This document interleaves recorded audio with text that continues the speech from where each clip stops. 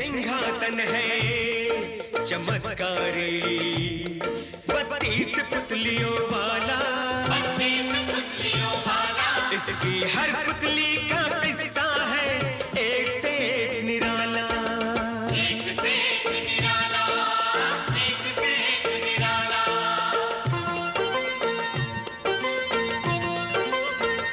बड़ी दिलचस्प है बच्चों पुरानी ये कथा माला, बड़ी दिलचस्प है बच्चों पुरानी ये कथा माला। इसमें हर बार मिलेगा तुम्हें मनोरंजन का मसाला, मनोरंजन का मसाला। सिंहासन 32, सिंहासन 32, सिंहासन 32। राजा भोज के दरबार में एक दिन। हाँ, तो ब्राह्मण महाशय कहिए, आप क्या कहना चाहते हैं? महाराज, मुझे पाटलिपुत्र के महाराजा ने एक बार प्रसन्न होकर 4 बहुमूल्य रत्न दिए थे। अच्छा? मैंने वे रत्न अपने मित्र सुनार को दिए थे कि यहाँ आकर मेरी पत्नी को दे दो। इस पर इतना विश्वास था तुम्हें? हाँ महाराज, और यही मुझसे भूल हुई। ये सुनार मेरा बचपन का मित्र है, पड़ोसी भी है। इस पर मैंने विश्वास किया, सोचा 4 रत्न मेरी पत्नी को लाकर दे देगा। और अब तुम्हारा ये कहना है कि इसने वह रत्न तुम्हारी पत्नी को नहीं दिए? तुम्हें नहीं दिए वह रत्न? नहीं महाराज, रत्न देना तो दूर, इसने मुझे ये तक नहीं बताया कि पाटलिपुत्र में ये मेरे पति से मिला था। ये झूठ कहती है महाराज। तुम चुप रहो। एक बात बताइए ब्राह्मण देवता, जब कुछ ही दिनों बाद आप स्वयं घर लौटने वाले थे तो आपने यह रत्न इसके हाथ क्यों भेजे? तब मुझे नहीं पता था कि मैं इतनी जल्दी घर लौट सकूंगा। छोटे राजकुमार की शिक्षा बाकी थी और मुझे विश्वास भी नहीं था कि पाटलिपुत्र के महाराज मुझे इतनी शीघ्र जाने देंगे। चलो मान लेते हैं। हाँ तो सुनार जी, इस ब्राह्मण ने जो तुम्हारा बचपन का मित्र है आपको पाटलिपुत्र में 4 रत्न दिए थे? हाँ महाराज, दिए थे, और मैंने वो 4 रत्न अपने दिए वचन के अनुसार यहाँ आकर इनकी पत्नी को दे दिए।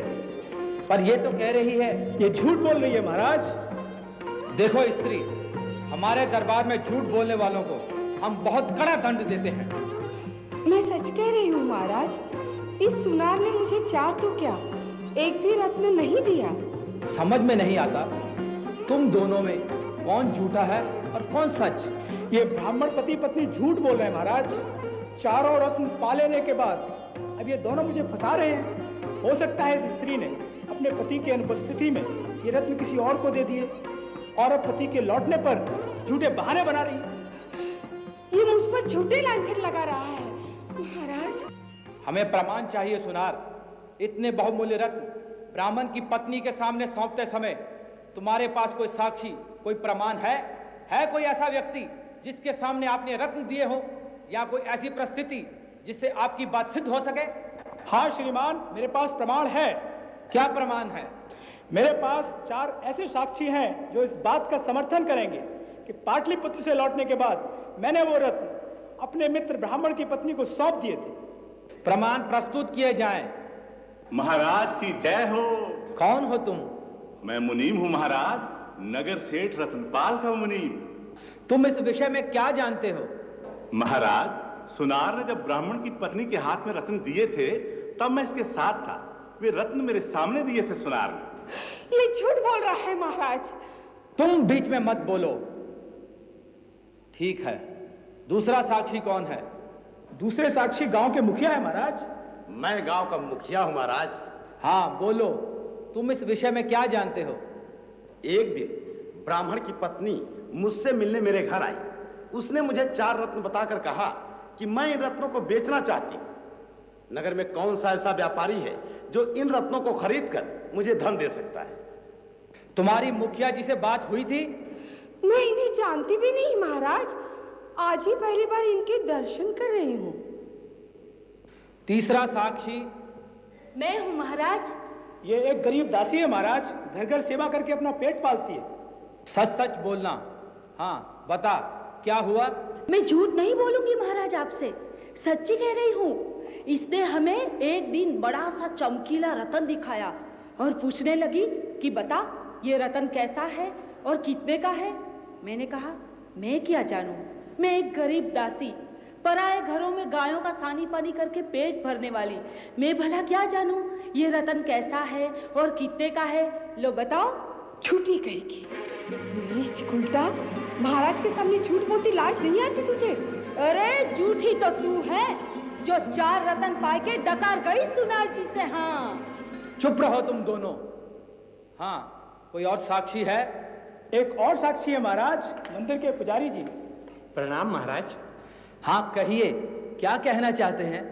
हम नगर के बीच बने मंदिर के पुजारी हैं और ये स्त्री वर्षों से नियमित हमारे मंदिर में पूजा करने आती है।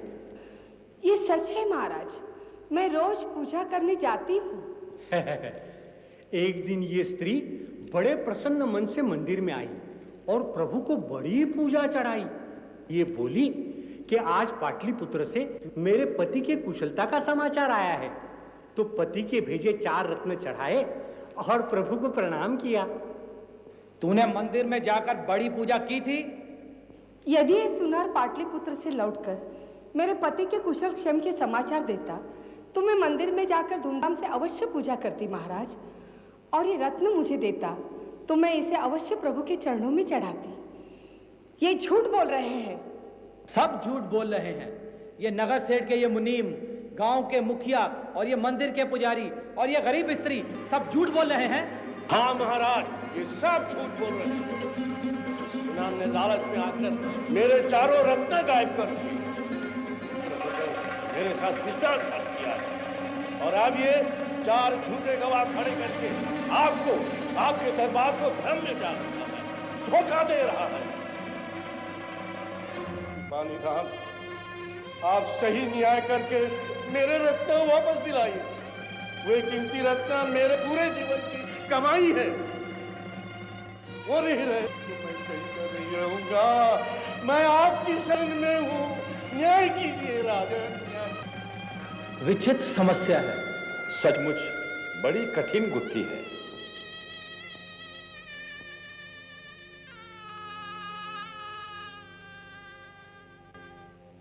मैं इस विषय में आप सब के विचार जानना चाहूंगा। आप सब इस विषय में क्या सोचते हैं? मेरे विचार से यह ब्राह्मण झूठ बोल रहा है। जरा सोचिए, माना कि यह ब्राह्मण बड़ा विद्वान है, पर केवल संस्कृत पढ़ाने के लिए कोई भी इन्हें कीमती 4 रत्न क्यों दे देगा? अरे यदि सुनार को झूठ ही बोलना होता तो वो ये भी कह सकता था कि पाटलिपुत्र में मुझे ब्राह्मण ने कोई रत्न दिए ही नहीं। जरा सोचिए तो, ये मुनीम जी, गांव के मुखिया, मंदिर के पुजारी जी, इतने प्रतिष्ठित लोग झूठ क्यों बोलेंगे? और ये गरीब दासी, इसका क्या स्वार्थ? यह बेचारी क्यों झूठ बोलेगी? मेरे विचार से इस सुनार को फंसाने के लिए इस ब्राह्मण ने अपनी पत्नी के साथ मिलकर यह सारा प्रपंच किया है। आप क्या सोचते हैं मंत्री जी? महाराज, दरबार में बैठे हुए सब ज्ञानी समझदार ठीक कह रहे हैं। इसमें संदेह नहीं है कि ये ब्राह्मण महोदय झूठ बोल रहे हैं और सोनार पर इसने झूठा आरोप लगाया है। इस विवाद में हमारा निर्णय यह है कि सुनार का यह कहना सच लगता है कि उसने पाटलिपुत्र से लौटकर अपने दिए गए वचन के अनुसार ब्राह्मण की पत्नी को उसके 4 रत्न लौटा दिए थे। हमारा मत है कि ब्राह्मण ने जो आरोप सुनार पर लगाया वह असत्य है। परम न्यायी राजा भोज की ये असत्य है महाराज, ये चारों झूठ बोल रहे हैं।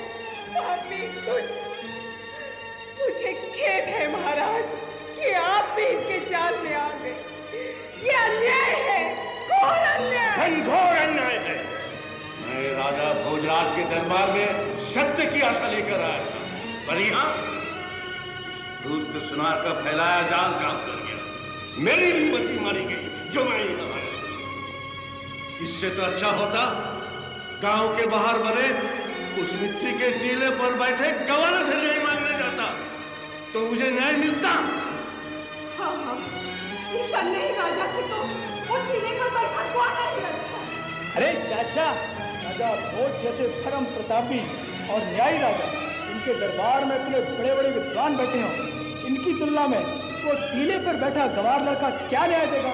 अरे न्याय तो यही है जो अभी हुआ। न्याय नहीं, ये अन्याय है। इसे कुछ कहे तो तेरी आत्मा जानती है ये अन्याय है। कभी शिकार हो तो चल उस टीले के पास, उस गवाले से भेंट करा। वहां राजा भोज का दरबार नहीं है, वहां दूध का दूध, पानी का पानी। मुझे स्वीकार है, 4 गवाह है मेरे पास। तू किसी भी न्यायालय में मुझसे जीत कैसे सकता है? चल।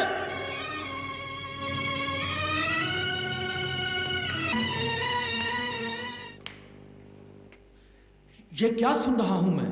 ये कौन सा टीला है? ये कौन सा ग्वाला है? किसका न्याय हमसे अधिक बड़ा है? कहां गए हैं सब लोग? महाराज, आपसे बढ़कर तो कोई क्या न्याय करेगा, परंतु पिछले दिनों से नगर से दूर एक गांव में विचित्र घटना हो रही है। वहां एक अनपढ़ भोला गरीब ग्वाला है।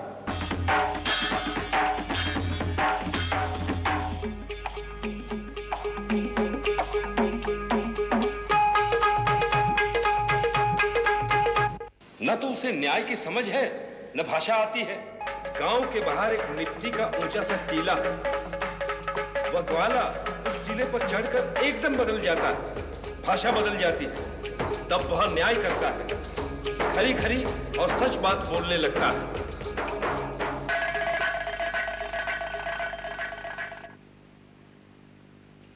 अन्याय की आंधी बह रही है। सत्य जगह जगह अपमानित और ठुकराया जा रहा है। कौन है दोषी? राजा है दोषी। राजा भोज है दोषी। उसने अयोग्य कर्मचारियों को अपने राज्य में नौकरियां दी। स्वार्थी, भ्रष्ट, अन्यायी सेवक हैं राजा के। उसने ठीक से नियम नहीं बनाए। उसने ठीक से नियमों का पालन हो रहा है कि नहीं, यह नहीं देखा। कहां है राजा? लेकर आओ उसे मेरे सामने, मैं उसे सजा दूंगा। कहां है राजा भोज? लेकर आओ। वो दोषी है, सबसे बड़ा दोषी। वो ग्वाला जो जी में आए उस टीले पर बैठकर बड़बड़ाता है। लोग उसकी बात पर विश्वास करते हैं। वे अपनी समस्या का उचित न्याय पाने के लिए यहां आने की बजाय वहां जाना पसंद करते हैं। हम भी जाएंगे, आज ही जाएंगे। देखेंगे वह लड़का कैसे न्याय करता है, क्या न्याय करता है।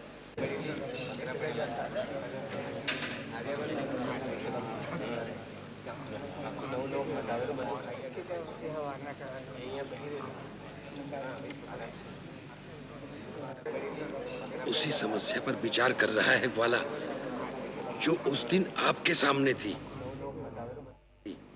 हाँ, तो तुम चारों हो गवाही देने वाले। ठीक, तुम लोगों ने इस ब्राह्मण की पत्नी के पास वो रत्न देखे थे या बिना देखे ही गवाही देने आ गए? ऐसा करो, तुम सब उस पेड़ के पास जाकर खड़े हो जाओ। मैं एक एक को बुलाऊंगा, तब आना। जाओ। मुनीम जी जरा रुको, यहां आओ। ब्राह्मण की पत्नी को वो चारों रत्न सुनार ने दे दिए थे? हाँ, मेरी आंखों के सामने। जरा बताएंगे वे रत्न कितने बड़े थे, कैसे थे? इतने बड़े, 6 कोने थे उसके। रंग कैसा था उन रत्नों का? नीला। बड़े रत्न, 6 कोने के, नीले रंग के। हाँ। आप इधर एक तरफ खड़े हो जाइए। दूसरा गवाह। अरे ओ मुखिया जी, अरे ओ मुखिया, चल इधर आ।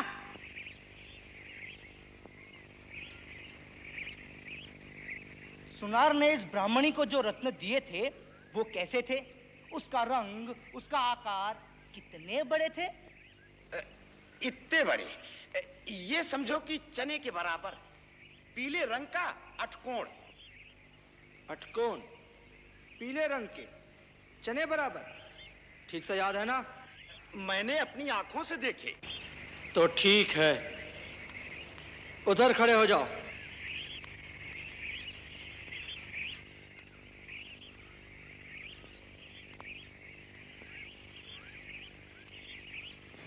आजा आजा।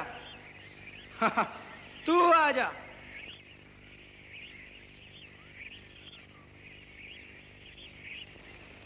तूने देखे थे ना रत्न ब्राह्मणी के पास? हाँ, देखे थे ना। कैसे थे?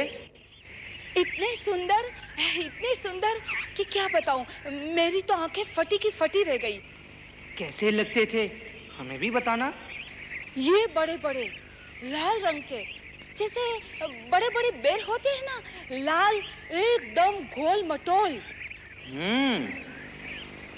चल वहां खड़ी हो जा। ओ पुजारी जी, आइए, दर्शन दीजिए सबको। हाँ, जरा बताइए सबको कि वे रत्न जो आपने ब्राह्मण की पत्नी के पास देखे थे, कैसे थे? पन्ना था हरे रंग का, असली पन्ना, सिक्के के बराबर। झूठे, नीच, पाखंडी, दूसरों की संपत्ति हड़पने वाले, क्या हो गया है संसार को? सुना, तू बचपन से इस ब्राह्मण का मित्र रहा, पर 4 रत्न देख तेरी मति फिर गई। स्वयं झूठा, तेरे साक्षी झूठे। कोई कहे रत्न नीले थे तो कोई पीला बताता है, तो कोई लाल, हरा, अटकोन, ये बड़े बड़े चने बराबर। कितना धन दिया था तुम्हें सुनार ने झूठ बोलने का? अपराधी वो है जो झूठ बोलता है, और वे भी उतने ही बड़े अपराधी हैं जो झूठ में साथ देते हैं। सुनार, चल वापस कर मेरे अपने इस ब्राह्मण को, वापस कर।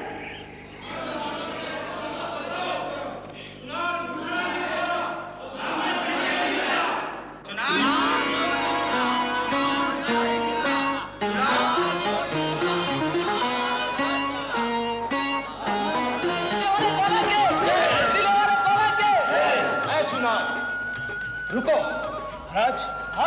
हाँ, ग्वाले ने न्याय तो कर दिया, पर दंड तुम्हें नहीं दिया। वह ये गरीब ग्वाला नहीं दे सकता, पर हम दे सकते हैं। मंत्री जी। जी वाह। कल इसे हमारे सामने प्रस्तुत करें, कड़े से कड़े दंड के लिए।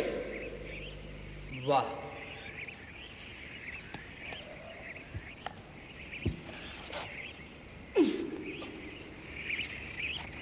महाराज, तुम्हारे न्याय ने हमारी आंखें खोल दी। ये गुण तुम में कहां से आया? कौन गुरु है तुम्हारा? किससे सीखा तुमने न्याय करना? गुरु? नहीं महाराज, मेरा कोई गुरु नहीं है, और मैं तो अनपढ़ हूँ, इसी गांव के रहने वाला, वो गाय ढोर चराने वाला ग्वाला। पर हमें विश्वास नहीं होता कि तुम। किसी को नहीं होता महाराज, मुझे भी नहीं होता, पर जाने कैसे जब इस मिट्टी के टीले पर जाकर बैठा हूं ना, मेरी दृष्टि बदल जाती है। दूध का दूध और पानी का पानी दिखाई देने लगता है। लगता है जैसे मैं नहीं, कोई और बोल रहा है। ये टीला बोल रहा है, या कोई शक्ति आ गई हो मुझ में। शक्ति? हाँ, इस टीले पर चढ़ने के बाद न्याय की भावना ही नहीं, न्याय करने की शक्ति भी मुझ में जाग उठती है। शब्द सूझते हैं, दोष दिखाई पड़ने लगते हैं। लगता है सत्य मेरी मुट्ठी में आ गया है। मंत्री जी, इस टीले में अवश्य कोई रहस्य है। केवल रहस्य ही नहीं, बहुत बड़ा चमत्कार भी है स्वामी। चमत्कार इस मिट्टी के टीले में छुपा है। खोदिए इस टीले को। हम जानना चाहते हैं कि ऐसा क्या कारण है कि इस मिट्टी के टीले पर बैठने के बाद एक अपर व्यक्ति को न्याय करने की ऐसी अपार योग्यता और शक्ति मिल जाती है। कोई रहस्य अवश्य है इस टीले में। यह हमारी आज्ञा है कि इस टीले को खोदा जाए। अरे सुनो रे जवानों, वक्त को पहचानो।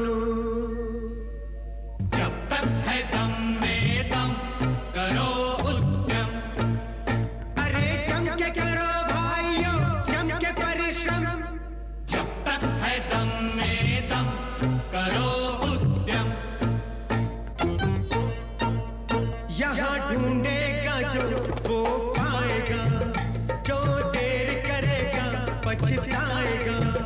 यहाँ सोएगा जो वो खोएगा, यहाँ बैठेगा जो वो रोएगा। अरे जल्दी करो जिंदगी है कम, जब तक है दम में दम करो उद्यम। महाराज, वो 32 पुतलियों वाला सिंहासन आपकी कीर्ति और यश के अनुरूप आप ही के लिए मानो बना है। शीघ्र ही शुभ मुहूर्त निकालकर आप वो सिंहासन पर विराजें। इसके लिए शुभ मुहूर्त पंडित जी ही बताएंगे। मैंने नए सिंहासन पर आपके विराजमान होने का मुहूर्त निकाल लिया महाराज। वो शुभ घड़ी कल ही है। कल प्रातः